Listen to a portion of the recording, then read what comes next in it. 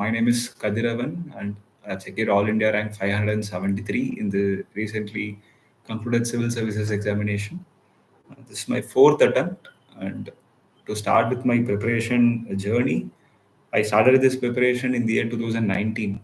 I'm a graduate from civil engineering, and I completed it in 2019.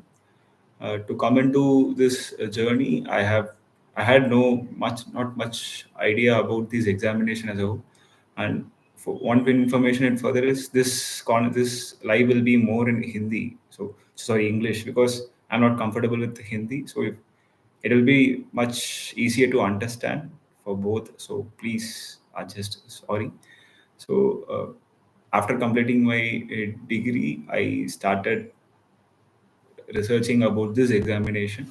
Then I joined an institute. For me to know about this examination, it took around some 4 to 5, I will say 6 months roughly. So after that, I started only after completing my degree, I started writing. Sorry, I even started looking at this syllabus. So I was very new to the process, and so I was not aware of this process in my degree. So I have to clarify about that. So after that, I gave my first attempt in 2020. I didn't clear my prelims. 2020, there was very much little time for me, because once you know the process, 6 months in June, the exam you can't prepare it fully. So, but for luckily for me, the exam got postponed due to COVID. So after that, I tried to push my preparation, and I was able to give a satisfied prelims, but that was not enough. So I didn't clear that prelims. Then again, I sat for the examination in 2021.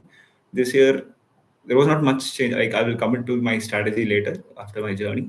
In 2021 also, I was not able to give a satisfied attempt, so I didn't clear my prelims again. In 2022, there was only 6 months left between the results of 2021 prelims and the 2022 prelims. So I had to rush through a lot of things, change my strategy. And then in 2022, I was able to clear the GS paper, but I was not able to clear the qualifying paper. So there was another setback for me. And after that, I had a 1 year whole cycle which was waiting for me. So in 2023 was the first time I cleared my prelims. So after three and a half years of preparation, I was able to clear my first prelims. But after that, during the mains, this was my first mains, and I was able to clear mains with a comfortable mark. And in the meantime, I was also aware of the interview process, like both mains and the interview. Throughout my past three prelims, even though I was not clearing prelims, but I was aware, I was ready for facing mains at any point of time, because in 2023 and in 2022, and 22 and 21, I was very near in clearing the prelims. So automatically after my prelims attempt, I was ready to write mains, but I couldn't clear it. So after that, the mains after mains, I was not sure about my mains, because it's very tough, right? Because you have to be one amongst the 10 to clear mains. So after that, then the results came, interview call came, then I was very satisfied, because in interview, it is not a easy path, but it is something which you can easily approach, because you are going to express yourself. So in that process, it was I had 3 months time again, because my interview was in the last third phase. So I had around 3 months to prepare and give a lot of mocks, and to get feedback, be comfortable, to be honest. So it helped me to crack interview this time. And with regards to coaching for prelims cum mains, I did a general studies batch in Delhi, and then after that, for optional, I took a coaching, but I was not satisfied with it, because my optional is geography. With respect to geography, what is the issue is, it is a very vast syllabus, so any coaching can't do justice to the syllabus, completion of syllabus, and making it to the point. So with respect to optional, even though I took coaching, it was more of a self-study. The notes and the books, that resources that the institutes gave, helped me a lot in refining them and making my own notes, which I can understand. And with respect to test series, I did a lot of test series for prelims as well as for mains from a lot of institutes, especially the All India mocks for mains. I did a specific test series for mains as well as for the GS and essay as well as for the optional. I did two separate test series. So this is a whole lot about my journey. With respect to my strategy, where should I begin? Let me start with the prelims. Prelims, there are two parts: general studies and CSAT. So two papers.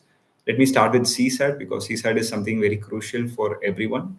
Since I've failed in CSAT, where many people didn't, like many people struggled in 2023. It was known as one of the toughest CSAT, but I failed in the 2022 CSAT. So, what was my change in strategy, or what was my strategy towards CSAT, or an alarm which woke me up to prepare for CSAT was first is to know the concept, because in CSAT you're not expected to.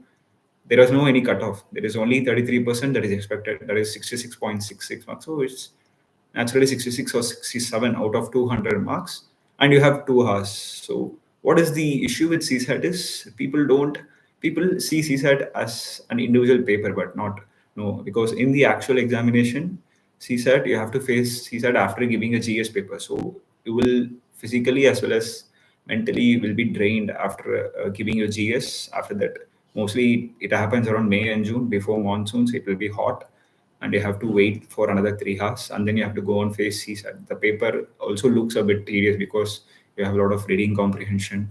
You have what is this? Like reasoning and max. So paper, it will automatically make your approach towards the paper tough. So what you have to do is for CSAT you have to be very clear about what you're going to attempt. That is, you have to attempt around 40 to 45 questions. That has always been my strategy. 40 to 45 questions, which you have to be sure about 90%. That is 35 to 40 questions. So what I used to do is I was quite familiar with the reading comprehension. In my first 3 times, what I used to do is I just go through the question wise, first question, second question.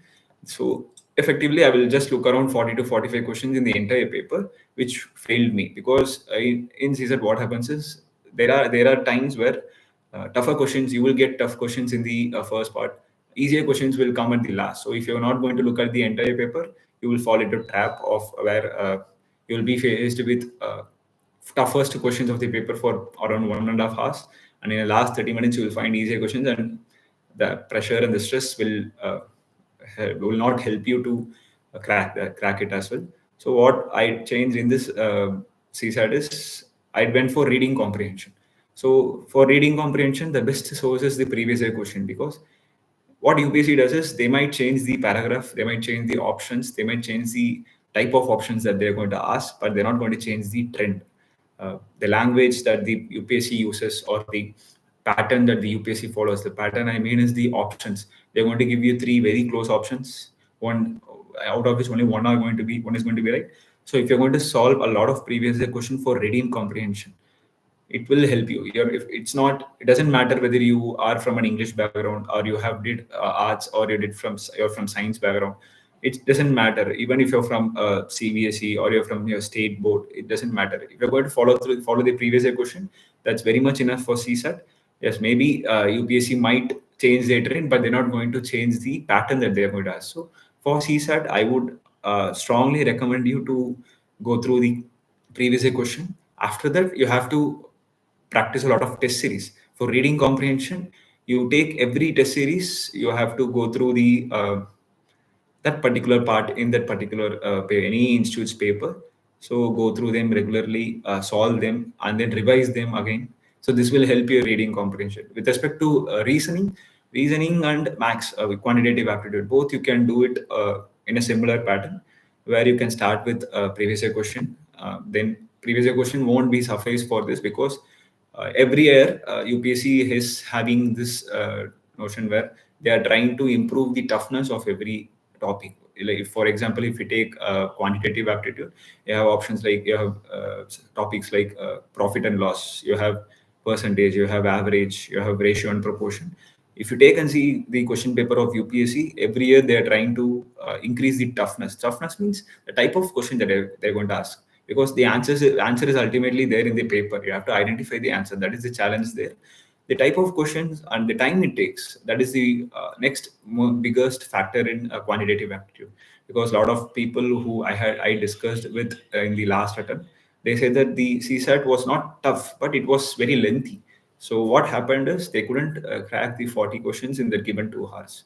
So what you have to do is you have to take the particular topic which you're comfortable with. For example, my quants was not that much good, but I was comfortable around topics like percentage, average, or profit and loss, or the ratio and proportion, or even the time, distance, speed. Those kind of questions I was comfortable with. I take those topics in my hand. Then I go for any standard resources. I went for the there's a famous book called, I'm not sure of the name, the Sharma book. Or you can go for a lot of books are there. In Arihant publication is there. And then you have even you can also go for your 11th, even there are many are saying that UPSC is taking these questions from max NCERT, that is 11th, 10th, 11th, and 12th. So you can also go for that, but that is not advisable.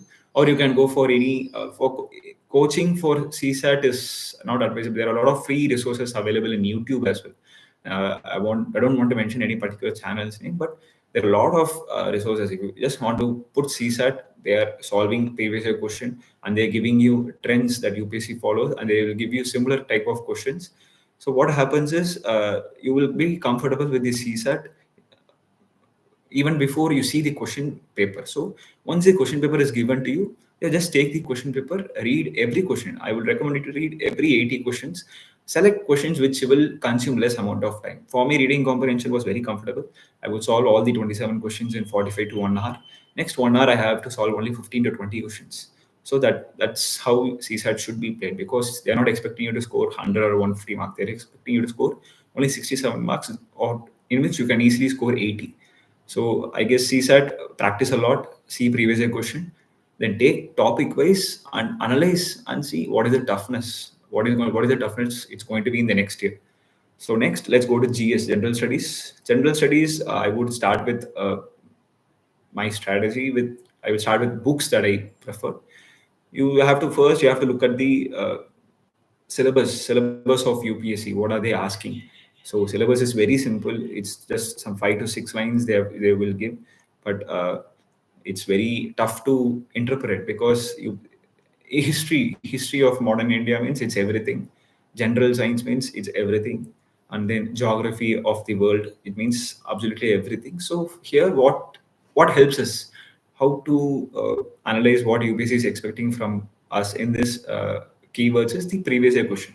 Previous year question, you go for last 25 years, last 30 years, because it's almost 2025. You can start from 1999, I would say. So last 25 years, there are a lot of publications, online repositories available where you can find the 25 years compilation. From where you have to see first, you have to see subject wise. If you're going to take history, take history, ancient history. What is the trend? Medieval history, or what is the favorite topics of UPSC? From previous year question, identify the favorite topics of UPSC. Then you have to go and study them. Your preference would be first them, and then in polity there are a lot of very simple questions coming from directly from NCERTs or from the constitution itself. So these are favorite topics of UPSC which you can't afford to make mistake. Then go for geography. Geography is also, UPSC tends to have this idea where they try to analyze, like they're not going to ask you direct questions. This direct question, it comes, but they want you to analyze, so they're going to give you a lot of statements. So in geography, UPSC tends to play with statements, but to understand the subject, you have to know the basics. So in the end, it goes back to basics. Same with science and tech. In general science, UPSC will ask questions. A lot of few times they asked about water, what like certain properties of water. These kind of questions also comes with respect to science and technology. The technology part, a lot of current affairs. Like UPSC has this trend of going through you have to go through newspaper. There is a lot of science articles which comes in newspaper, and UPSC picks certain technologies from newspaper. Or you have to go through the Nobel prizes that every year who gets what is the physics Nobel prize, what is the chemistry Nobel prize. So you have to study, like there are a lot of favorite topics for UPSC from communication.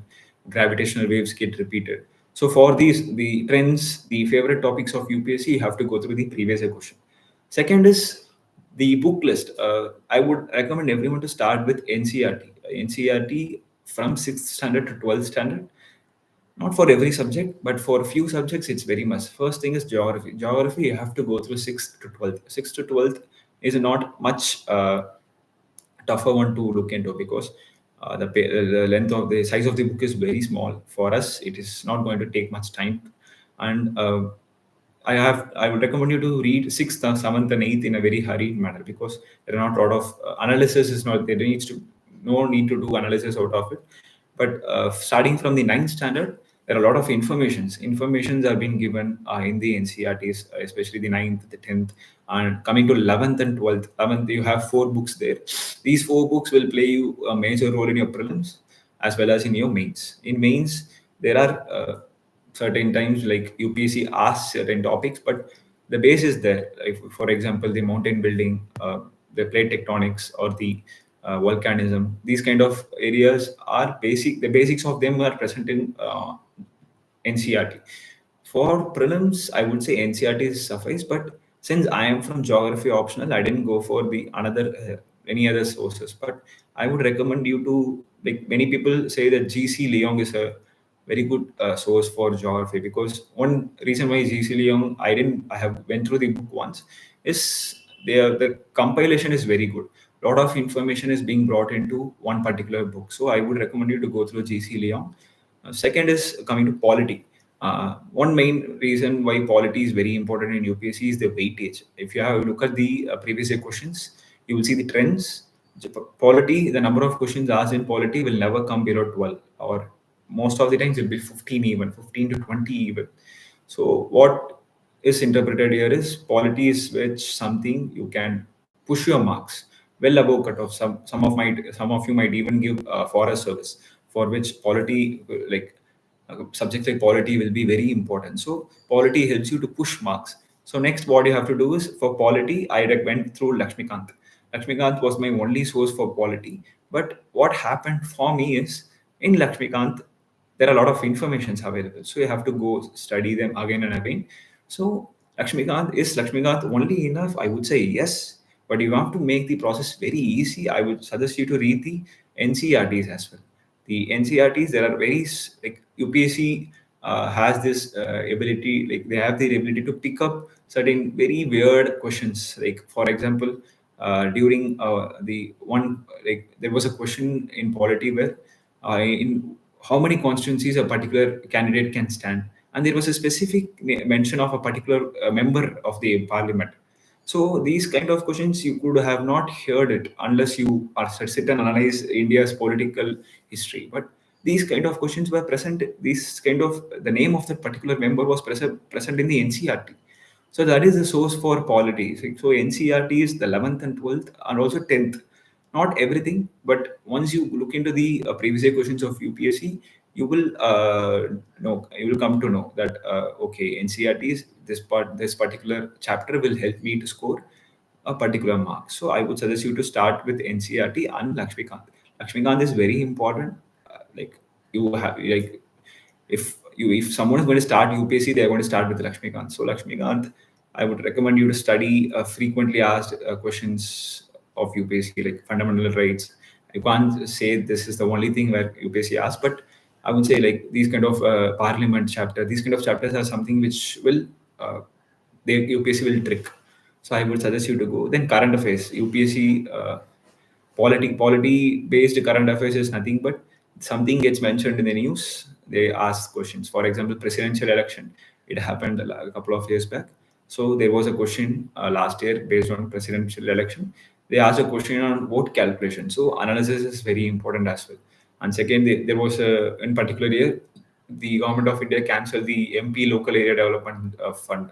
So the MP lady was reflected in UPSC. So these kind of things you have to notice while studying polity. You have to link your current affairs with the static part. So second, third is economy. Economy is also similar to polity, but what is the issue with economy is you have to understand the topic. There is no if you're going to go and sit and study and study and study, you will get marks. I'm not saying you won't get, but What UPSC is doing is they're tricking you with trends, they're tricking you with misplacing words. So these kind of things are expected in economy. So if you see the previous year questions, economy, a lot of famous topics like banking, fiscal policy, monetary policy, these kind of like current like CRR, SLR, and then India's external trade, current account deficit increases, decreases. What are the part of current account deficit?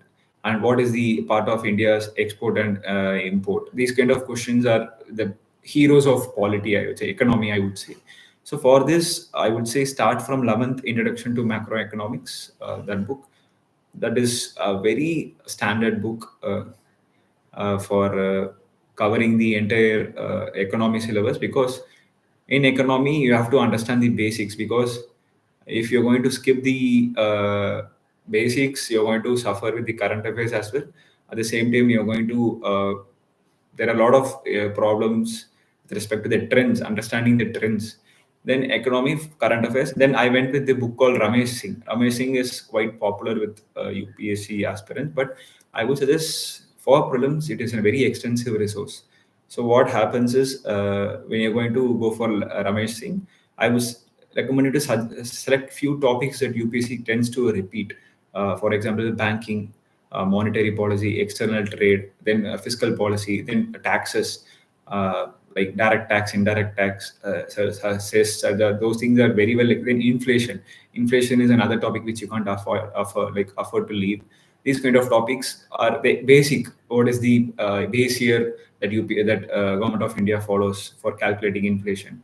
What is the trend? What is the formula that is used? That is CPI, WPI. Those kind of things are very well explained in Ramesh Singh. But there is also another book called Sankar Ganesh Karpaya. This book is also very to the point and very less. So I would suggest, if you want, this will also help you to write your mains answer writing as well in economy. So I would suggest more than NCERT. I went through these two books as well. So I would suggest you to do the same. And with respect to economic current affairs, you have to go through the budget 2000. If you're going to give prelims in 2025, 2024 budget is very important for you. The schemes mentioned there, the initiatives that the government brings, that's fine, but you have to go through the intricacies. What is happening? What is the trend? What is government of India did something to control inflation? What has the government of India is trying to do to support India's external uh, like trade? What is the India, like if India is, there is de-dollarization also happening. There is sometimes trade war also happens between China and US. Those kind of things India tries to address indirectly. Those kind of things are mentioned in budget and economic survey. Along with budget, India also releases economic survey. This economic survey is very essential for us to try and identify the trends, especially the agricultural trends. What is the crop? What is the crop area that has been covered in this particular year? What are the crops that are being planted this year? These kind of things are very important for economic current affair based question that UPSC might ask in economy. Then there are a lot of term, like what does this term means? Even last time they asked a particular mentioning a short term, and they try to ask you to explain what is this. So these kind of things also you can find it in economic survey most of the times. And any other current affairs sources, like that is fine for economy, any institutes material. And then for science and tech, I didn't go through the basics. I just went for some refined institutes material based on the NCRTs. But I would suggest you to look into the at least for biology, the 11th and the 12th NCRT is, even though it's very vast, I would suggest you to go through. Sometimes when people also say that 10th NCRT physics and all is fine, but UPSC is trying to do something, like they're concentrating more on the technology, the applied. So it is possible that reading NCRT might not help you, but since it is basics, many of us would have gone through these subjects or the topics in our school itself. So I would suggest you to go through NCRT, and then for science and technology in particular, reading Hindu paper is must, because in the Hindu, they give you a column called Science and Technology on Sundays. Every Sundays you receive a column. Reading that particular column for one particular year will give you around 52 columns, because this 52 in this 52 columns you will have around 10 informations. So around 500 newses will be there for Hindu from the Hindu itself. So see, if you take let's take 30-50% importance, like let's give 50%, around 250 important newses will be there for you. So it's almost like a current affairs compilation, the science and tech current affairs in that particular year. So the current affairs what UPSC looks into is what is happening, what is in the news. It's not like what is happening in our daily life. And there are a lot of times UPSC also concentrates on what the government is doing. For example, our government is like, there are a lot of talks about renewable energy, like solar energy. So there are then we also have this new thing called hydrogen based fuel, electric vehicles.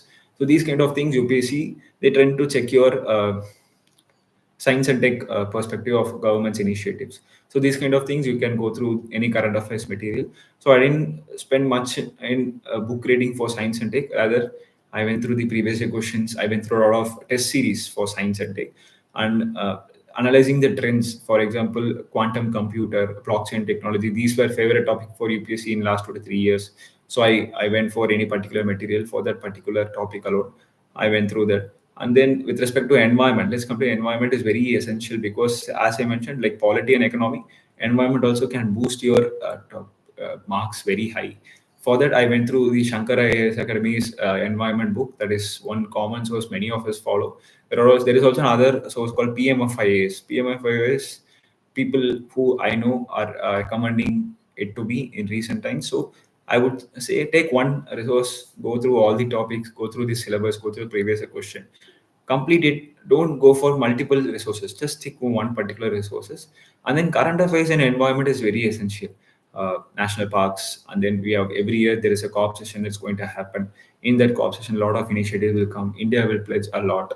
So what is India doing? What is world doing? What is the reports given by IPCC? These kind of current affairs are very important. So for current affairs, you can again go for newspaper reading, and any particular institute materials. And then summarizing the entire and there are also other gray areas like international relations, places and news. These kind of things are covered only by reading extensive newspaper. So let's come to current affairs part. For current affairs part, first is newspaper. Newspaper reading, what needs to be done is, there are a lot of information that been given in newspaper which you have to identify what UPSC likes, especially for in business column. There will be a lot of information like news articles about any company, a merger of a company trends, but you have to look at the intricacies. What is finance minister saying? What is external affairs minister saying? What is the Ministry of Commerce is saying?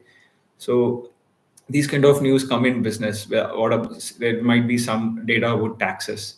There might be some data about GST. What is the GST return in the particular year for India? So these kind of trends you can identify in newspaper. And just I would recommend, don't keep a static note. Write those in a newspaper. Keep updating in every 2 to 3 months. There will be news about it.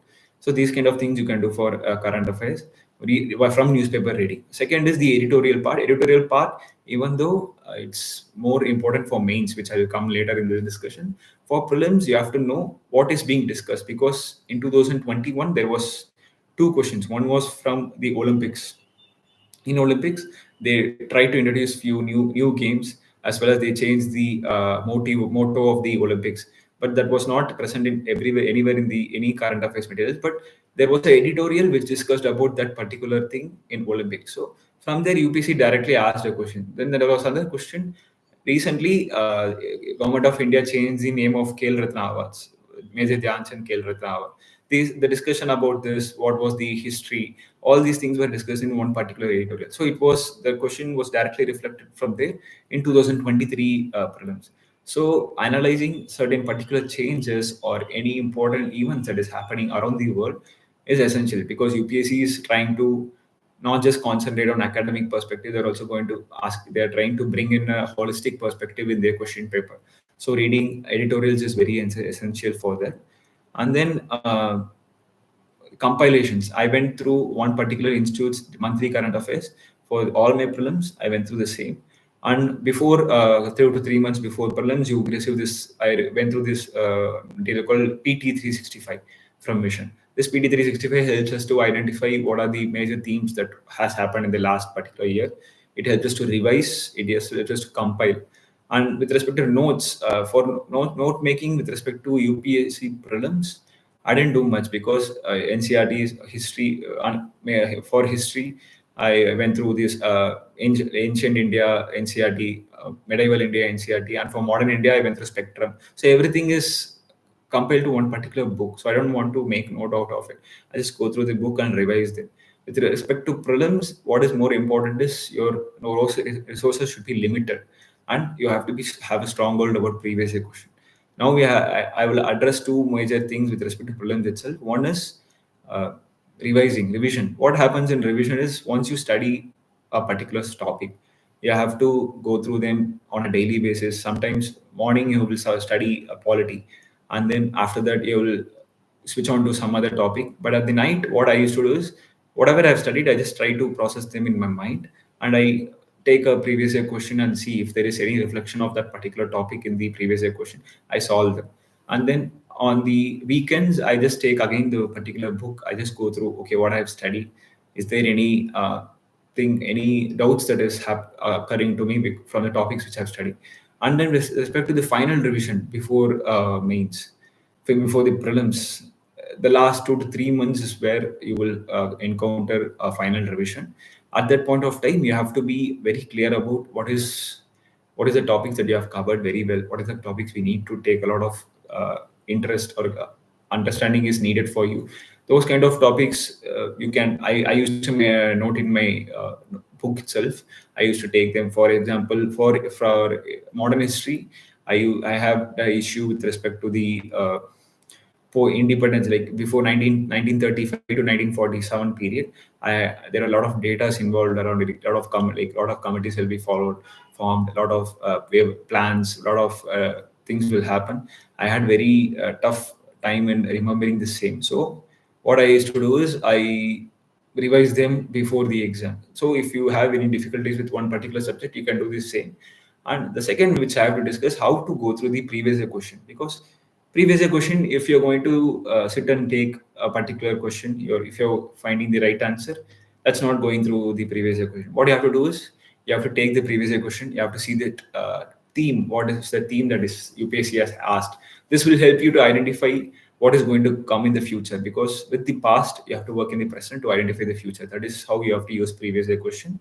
And the previous year question, you have to look at the options that is being asked, because all the options are not going to be there without any reason. There needs to be some reason, so that UPSC has taken a keen interest about that particular question, and they've given an option in such a way that people need to do mistake. Because with respect to prelims, UPSC is trying to eliminate you, because out of 5 to 6 lakhs people who are giving in, around for 13 or 14,000 people are going to write main. So UPSC is trying to eliminate you. So they're going to give you some tricky options. So seeing options will help you familiarize with the language that UPSC uses. So when you get familiar with the language that UPSC uses, you will automatically feel the same thing when you see your actual examination. Okay, UPSC has used this option. This can't be right. There are a lot of YouTube videos also which addresses the same. So you can go through them as well. And with respect to practice, I also use this previous year questions in another manner, where when I went for 2020 prelims, I took the 2019 paper fresh, like no divisions or based on the subjects. I took the entire paper, sat around 9:30 the 2 days before.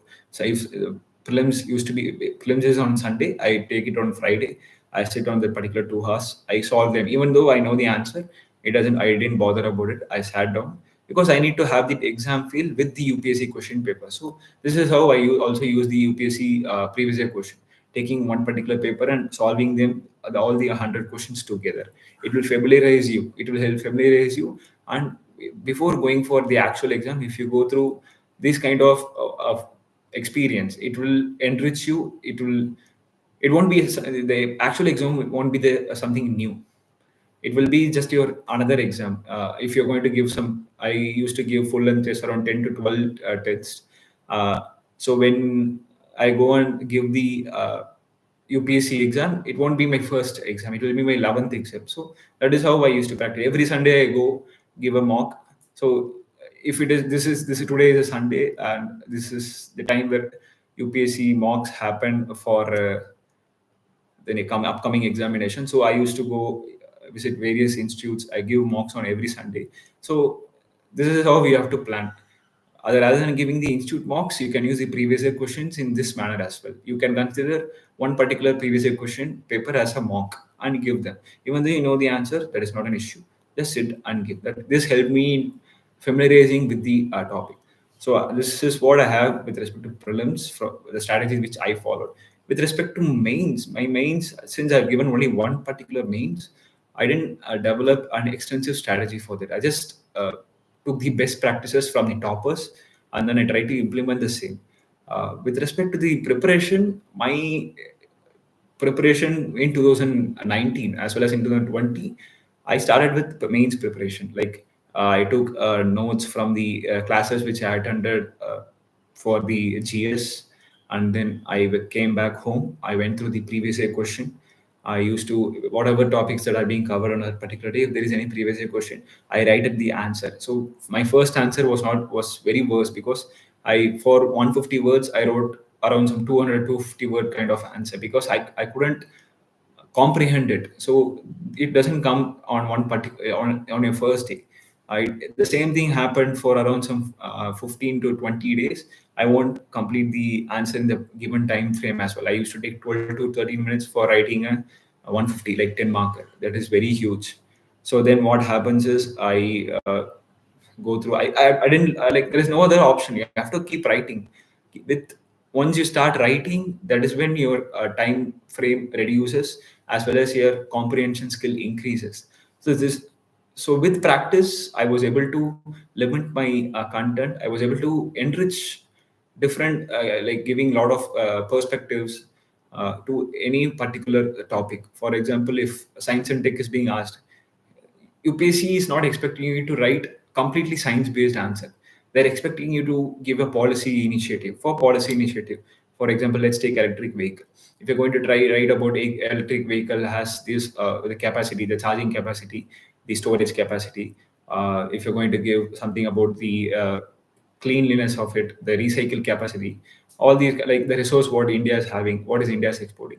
These are one particular perspective. If you're going to give a policy perspective, for example, with respect to electrical vehicles, it creates a crowding in effect where charging stations are going to come. It is a new investment. A lot of people are going to buy new cars, so the old cars needs to be taken care of.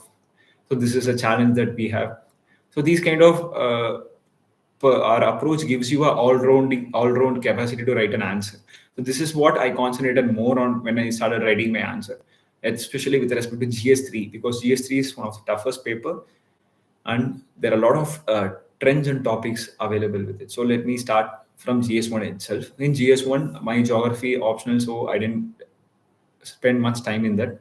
With respect to history, art and culture is like, it's not a history; it's something related to Indian art and culture. Questions come. Further, I followed a book called Nitin Singhania. Nitin Singhania also helps you in prelims, but in recent times, it is not being much importance for prelims. But for mains, Nitin Singhania is very essential for topics like Buddhism, Jainism, and dance forms, music forms, literatures, religions. So the architecture, like architecture, a lot of architectural marvels. For like in recent time, in last year, they asked a question about how India's geography influenced India's ancient history. If you go through the architectural styles, if you go through the locations of these buildings, you can automatically frame a question, like frame an answer for that particular question. So this is how we have to read. You have to give importance. If they are going to read the architecture, don't just read the architecture. You have to read where it is located and why such architecture format is followed. So this will help you to face any kind of question that you face in an actual examination. And with respect to society and Indian society, I went through institute. I went through an institute note. I didn't have any particular resource for it. I just went through the basics. And for datas, you have a lot of repositories present, especially the government websites, Ministry of Social Justice and Empowerment. You can go and collect data with respect to minorities. You can go and collect data with respect to differently able people from ministry of the same ministry. And then we have Ministry of Rural Development, where you can identify issues that rural areas face, and Ministry of Housing and Urban Affairs, where you can find data about what is the urban landform, what is the urban data of India, and then you also have employment data. For all these, I went through the ministries. One, you can do two things. One, you can go for the particular ministry's website and download the annual report. Second is go for PIB. In PIB, every year, every ministry gives you an annual report. So this annual report helped me to gather data. So data is very important in society, because that's when your answer gets enriched. And with respect to GS2, Polity, again, Lakshmikant. For Polity, apart from Lakshmikant, what I did is I took previous year question, identify what is the theme that UPSC is asking. UPSC in recent times are asking you to mention case laws in the question itself. In past, what happens is you have to give case laws to justify your answer. But now case laws is an essential part of the answer. So what you have to do is gather case laws. So what are the issues? If issue of women, what is the Supreme Court judgments available? If there is an issue on gender, fine. The second is now recently there are a lot of debates about uniform civil code. What is the Supreme Court's observation on the same? So if you're going to expect an answer question on uniform civil code, is writing about uniform civil code, writing what is constitution is saying, it won't suffice. You have to go through Supreme Court judges. What is different? What are the committees that the government of India has formed to address this same? So these kind of things will help you to identify various like, or it will give you an option to give variety to your answer. So this is one. Second is governance. For governance, I didn't go through. I had my own notes based on the classes which I have attended. Apart from that, I would also recommend you to read the second ARC Commission report on various recommendations from Sarkaria Commission, Punchi Commission. These kind of recommendation will not just give you topic like pointers to fill a paper, but they will give you a structure. If you take second ARC and you're going to see reforms for corruption, they will second ARC starts from corruption and why corruption is happening, and then what needs to be done. Who, like, it brings in a lot of stakeholders. So taking official reports will help you refine your answer. So go for second ARC. And then in the last 3 months, since I didn't have much time, I needed a quick revision note. So for that, I downloaded some, I'm not sure about the name of the PDF, but from Mission IAS website, I identified a governance notes which was available. So I went through important topics like e-governance, data governance, good governance, this kind of information. I went through that PDF. I made short notes. In governance, what you can do is in answer writing, rather than just writing a plain answer, you can bring in pictorial representations. For example, flowcharts. These flowcharts won't work in many parts in our mains writing, but in governance, it will help you. It will help you fill a lot of space. At the same time, it will try to it will help you convey what you wish to convey. So, for example, what is good governance? You can make a flow chart. You can draw a diagram, like a step-by-step process. Those kind of flowcharts are very essential in governance. And then with respect to social justice, again, I went through institute notes, and social justice, again, you can go for data, go for any particular institute, like Mains 365, there is a compilation of data. Or once you have to make a basic notes, go for institute website, like website of Government of India, Ministry of Social Justice, see the syllabus, what is UPSC is asking. For each topic, try to make a note, have a data for every, by backing them. Second is like, and then international relations. International relations is institutions that is coming up. There are a lot of agreements that's being signed. If you look at the trends, UPSC recently asked something called International Maritime Organization. Many people didn't have any clue about it. But where are they? First is the current affairs. For international relations, that's why I would say follow up the current affairs. Take Hindu newspaper, read the editorials. There was an editorial about International Maritime Organization 2 years back, and UPSC reflected the same in last mains. So, and then there are a lot of debates about a lot of institutions happen, IPCC, ILO, uh, even WHO, there are a lot of issues. World Bank, there are a lot of issues. So these kind of, you have to go through the institutions first. What are the global institutions? And what is India doing? India, you have to go through your circle. First, neighbor circle. what is India having in its neighbor, what are the issues, border issues, and then what is the institutions what are present here, what are the groupings that are SARC, then you have BIMSTEC, then extended neighbors like East Asian and West Asian relations, India and Iran, India and Israel. What is India doing with the Quad? Quad comes under this extended relationship because even though it's based on USA, it is focusing on Indo-Pacific. And then India now recently signed something called with the I for I guess I2U2 I guess with Israel, US, and UAE. These kind of institutions you have to have rough pointers.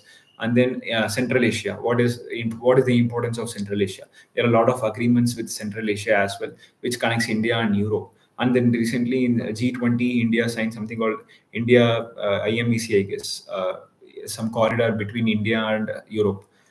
So these kind of things are present in newspaper. So first I would say newspaper. Second is for international relations. I went through a website called ORF Online, Observers Research Foundation. Whenever I find some free time, I take open their website. I go through certain articles because this will help me and enrich my answer.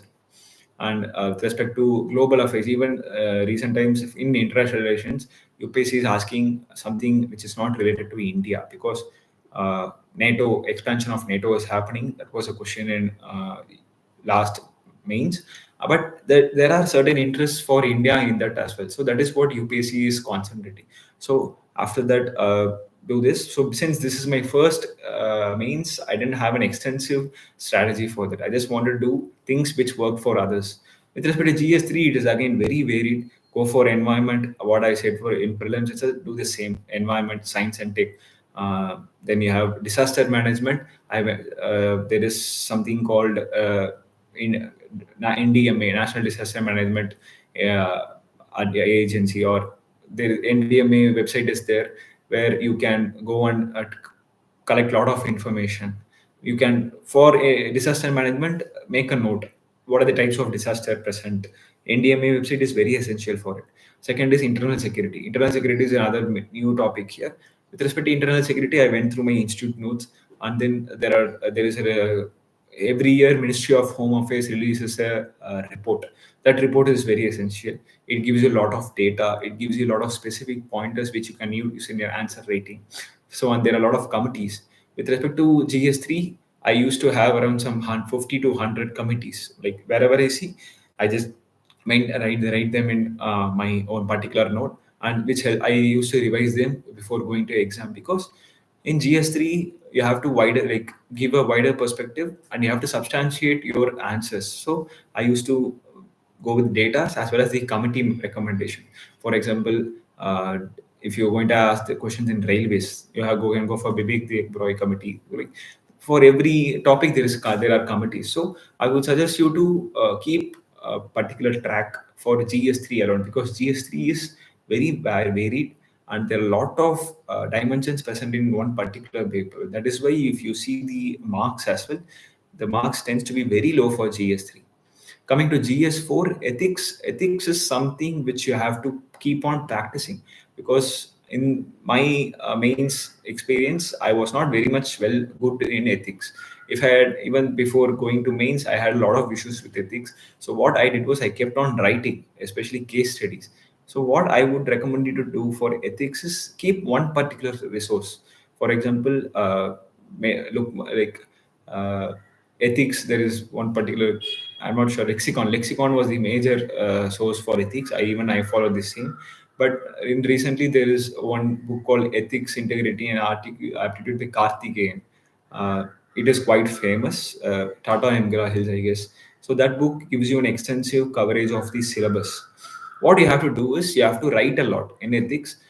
Go and write, talk with your mentor, ask him to analyze, because in ethics the score can be maximized. People get 140, 150 in ethics, but it also improves your rank. So for ethics, keep writing. For case studies, keep writing. Identify a lot of examples. See in newspaper.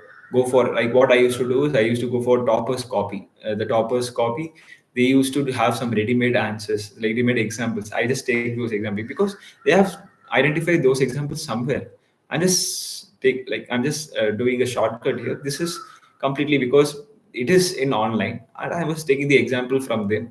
And sometimes what happens is when I see their papers, I get an idea how to find examples. Okay, this is how they're doing. So I also have to want to identify examples from here. This kind of things helps you a lot.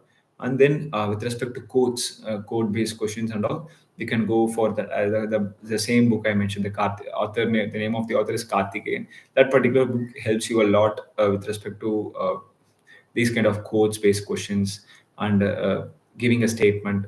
Then about a particular thinker, this book helps you a lot. I would recommend you to practice a lot, write a lot for a lot, at least for ethics, because in ethics you have to be ready in the particular exam. You can be ready because you know what question is going to be asked, so for that you can be ready. So that is one thing. Second, last is essay is the same with respect to ethics. What I did, mistake I did was, in my 4 years of preparation, in the first 3 years I would have written only 5 essays, because I was not sure about the prelims. So why should I care about essay? Was the biggest mistake I did, because once you are ready with the pattern that you're going to write, the flow in essay, the writing flow is very essential. So if you're going to identify that flow, then uh, it is very easy for you to fill, because content is easily available, but getting the flow to write an essay is very tough. So first, I would recommend you to identify a particular previous year question, write them, get evaluated, compare your essay with some essays which are available online itself. So then, which will help you to enrich your writing style. That was very tough for me to find in the last 3 months, because once the prelims results were out, I had to concentrate on my optional, then my GS and essay, which is very tough. So what I did was, essay I had to stick to minimum. So that reflected in my marks as well. It was very low. So what I would suggest is, essay, try to find a flow. Like, what is your introduction? What is your body going to look like? Because two essays are going to be there. You have to write two essays. In two essays, you can't repeat the same. So what is your flow is going to look like? So identify, do the same, and then go for identify examples. What are you going to insert? What is the theme you're going to write? For many people, go with this theme called, first they are going to write polity, like societal, political, economical, environmental, scientific. Those kind of things are there. Others, many people, even I don't go. I don't go through the same. I go through a narrative kind of essay. Like, I just like, what is this? Why is this?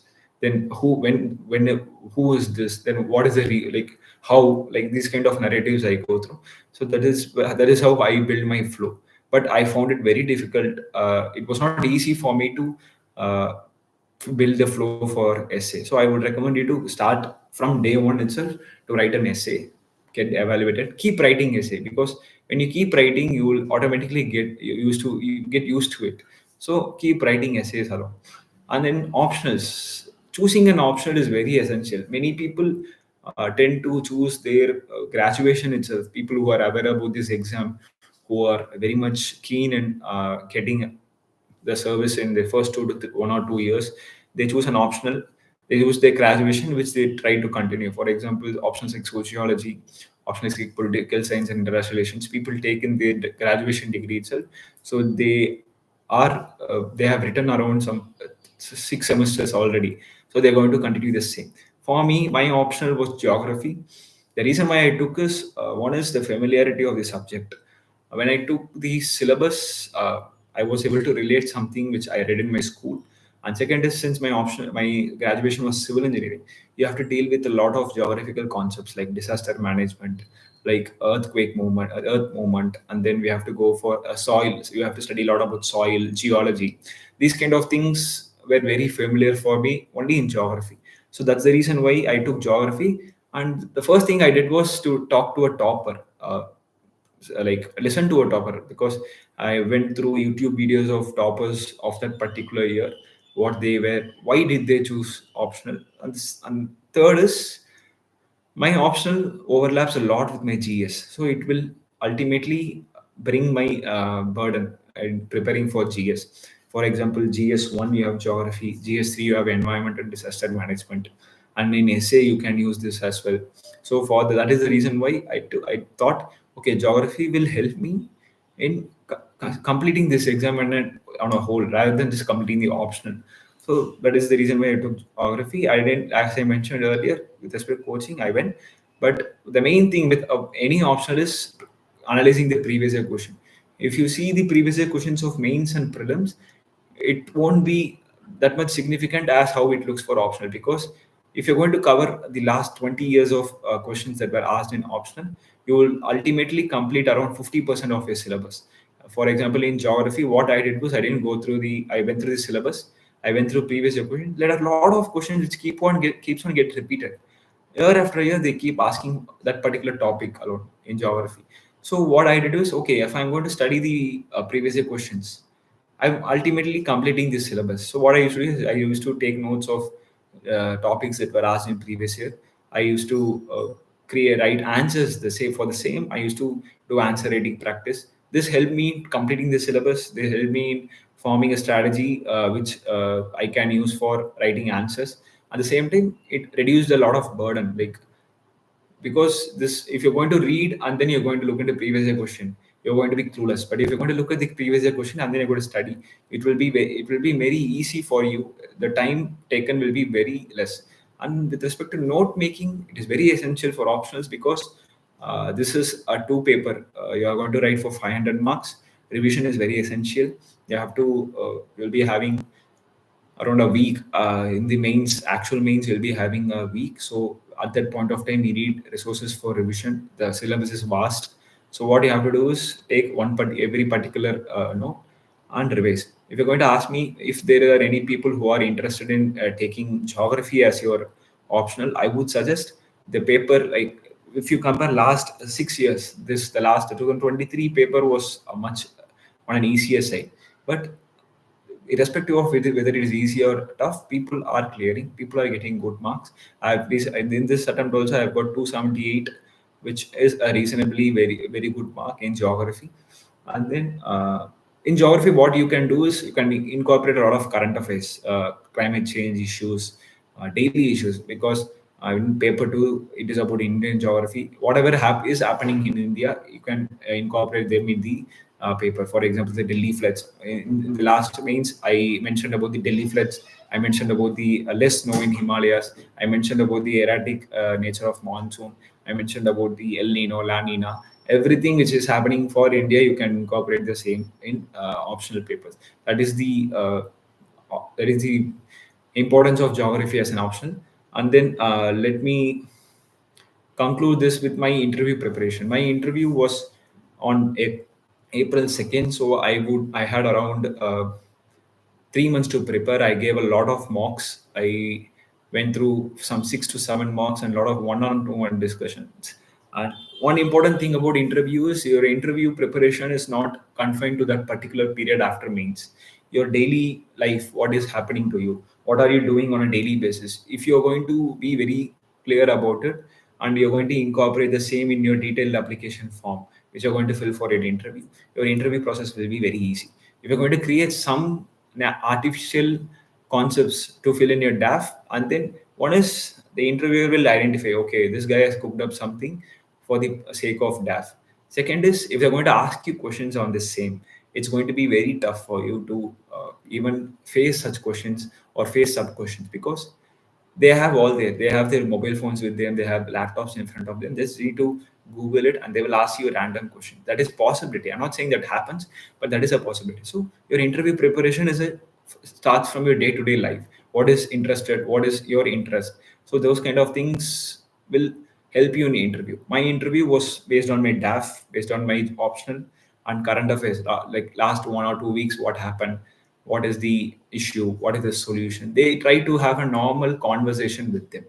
So the interview preparation is based on your character, not what you know or what you, it is about more about what you are. So I guess I have almost covered my strategy as well as a lot of issues that are present in the preparation which I faced as well. Like, if you want to talk much.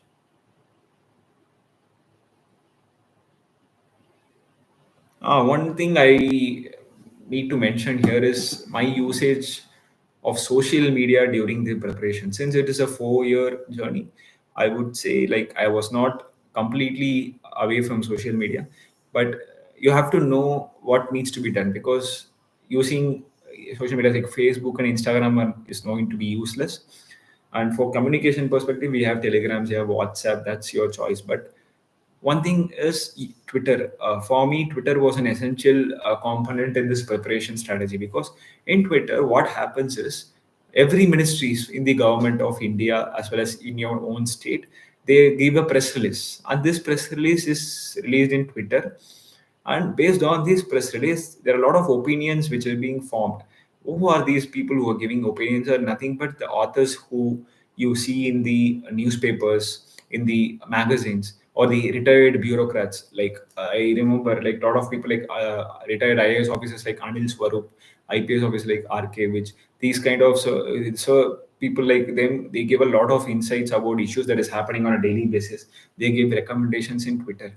So if you're going to use your Twitter in a right way, by following international institutions, by following national institutions, by following ministries official Twitter accounts, and these retired bureaucrats who are contributing in academia, so these kind of informations will help you enrich your usage of Twitter. So I for me, enriching my answer writing, Twitter was an essential part for me in that. So I would say Twitter was a part of my current affairs preparation as well.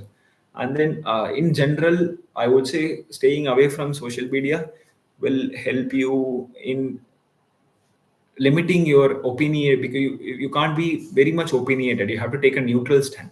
That is what UPSC is expecting. So if you want to be very much don't want to be opinionated, I would say, like, limit the usage of social media. And newspaper reading is very essential throughout the last 4 years, rather than just for preparing for exam. Newspaper reading gives you a lot of perspectives. It gives you first hand information. It gives a detailed information at this some point of times. And also it helps you to provide lot of data, like what is the GDP of particular sector, what is the one particular sector is contributing something to GDP. So these kind of information will help you, and the newspaper reading will help you. So I guess that's it. From since this is my journey has been very like for 4 years. A lot of things which I had mentioned, I didn't do it in 1 year or like 6 months. It for me it took around 2 to 3 months for understanding the syllabus itself. So I would say we may not be in the same boat, but you can learn a lot from the mistakes which I have did. So I would conclude my strategy, and I will like interested in taking some questions now. So for freshers, if you're going to see the previous year questions, first don't take it as a subject wise. For example, if you're going to take history, see what are the topics that UPSC is asking. Because if you're going to take history is vast, but UPSC tends to ask a lot of repeated questions. For example, Buddhism, Jainism, and then they might also ask some socio-economic factors like coins. About coins, they might keep on asking about time period. Sometimes UPSC ask who is the contemporary of who. And then art and culture, like what is this architecture, what is this art. So you have to identify themes, because this will help for a fresher. This will help you kickstart your process. Okay, UPSC is asking these kind of questions, so I have to go and look into them. Second is try to see the options as well. How is UPSC asking? Because this identifying the options, identifying the what is UPSC asking will help you in enriching your elimination technique.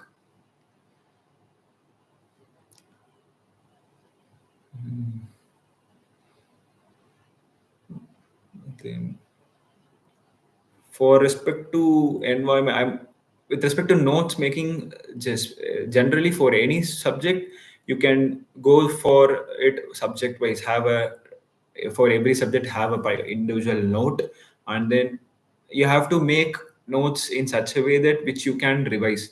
For example, if you're going to make extensive notes and if you're not able to revise in the last moment, the note is going to not going to help you. And then with respect to studying, make sure that you will be able to reproduce the content in 150 words. if you're going to write any particular topic, if you're going to read it, if you're going to have a lot of content and you can't comprehend, it is useless. So any note making, any revision, any notes or any material should be in such a way that it should help you to uh, write that particular concept in 150 words or 250 words. That's it. Approaches for reading NCERT. Just go and read, like, don't read it line by line. See what is there, what is it like. Most of the times it used to be some discussion kind of thing. So just keep reading words, sentence by sentence. You can, for example, history and all. There are a lot of things being mentioned. If you take R.S. Sharma or Satish Chandra's NCERT, there are a lot of information that is being given. But what I will recommend you to is to underline certain important which you feel important. First, use a pencil and underline. You will, once you complete the one particular book, take the previous year questions or go and give a particular tests. There are a lot of tests available in Telegram itself. So then what you do is, okay, I am not able to solve this question. What is lacking? Then go back to the NCERT. See what you have underlined. Then you will start to identify which is important, which is not important, and then take your pen and underline those topics those lines which you feel as important. For example, reading NCERT, take Indus Valley Civilization. In Indus Valley Civilization, everything is not needed, but you have to observe certain lines in NCERT which you will find it in a previous year question. So this is how we have to start reading NCERT. Reading NCERT alone is not recommended. You have to substantiate, like you have to compare it with the previous year question and read. With respect to choosing optional, I have mentioned already. One, you can go with your experience in your graduation.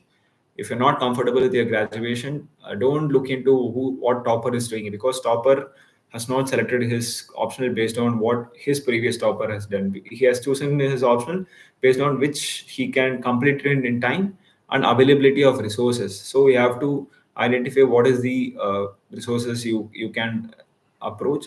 At the same time, you need to complete the optional. That is very essential, because a lot of options are very resource, like the resources might, you might not find resources that easy, or sometimes you will be misguided. So one thing is which is you are comfortable, and maximizing your mark. That are the only two things you need to focus on while uh, choosing an optional.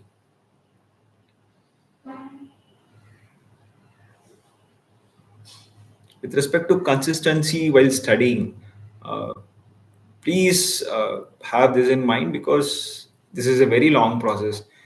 Some people might do it in 1 year, some might do it in a couple of years. For me, it has taken 4.5 years.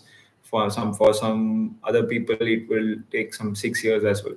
So doing it on a daily process, it's not just about clearing this examination. You will become completely a different person by learning a lot of things. There you will see a significant difference between you and your college mate, because they might see a particular thing in a different manner, but you will understand the issue that is happening, and you might give a lot of inputs to them. So this is not just about examination. Have that clarity of thought in your mind, and it will motivate you to study a lot. At the same time, clearing these examinations is essential. It will help you once you have given, if you are true to your effort, it will pay you. Prelims, if you're going to give prelims this year, I would say you should be giving mocks by now. I'm not sure people who are here are not going to give prelims, I guess, because if you're going to give prelims, just focus on the process you have did so far. Don't try anything new. Just keep sticking to the notes and the papers that you have solved so far. Don't go for anything new. Don't try anything new, and then just keep going with it. That's it. Don't try anything new, and go for previous year questions as well, as I mentioned earlier. For someone who's going to give prelims in next year, start preparing. You have a 1 more year. Start giving sectional test, analyze them, form a strategy. Which is your favorite subject, where you're going to attend more. So these kind of strategy you have to be framing by September. From December, start preparing for CSAT. Don't take CSAT in a like lower manner. Prepare for CSAT.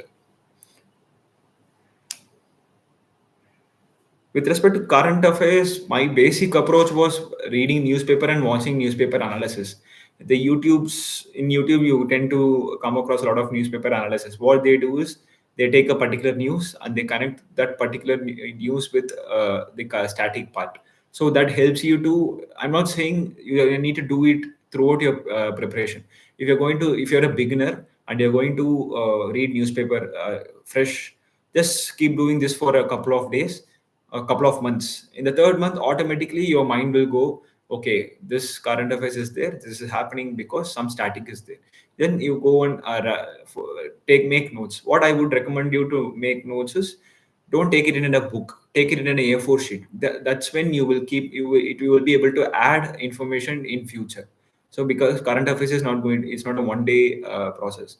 It's going to keep on happening. So if you're going to make one note now, make it in a A4 sheet and then give some space. Another in couple of months, there will be a development. Keep adding it. And if you're going to read a static part, read the static part and take this newspaper and study them as such. Take this particular paper where your notes are there and then read them simultaneously.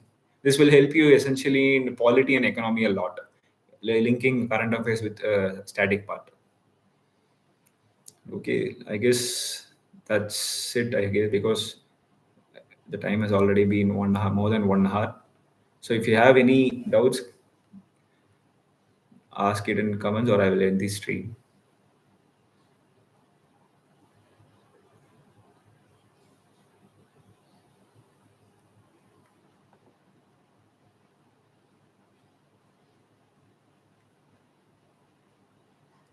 Okay, I feel that's it. So I will thank you guys. All the best for your exams, whether you're giving this attempt or next year.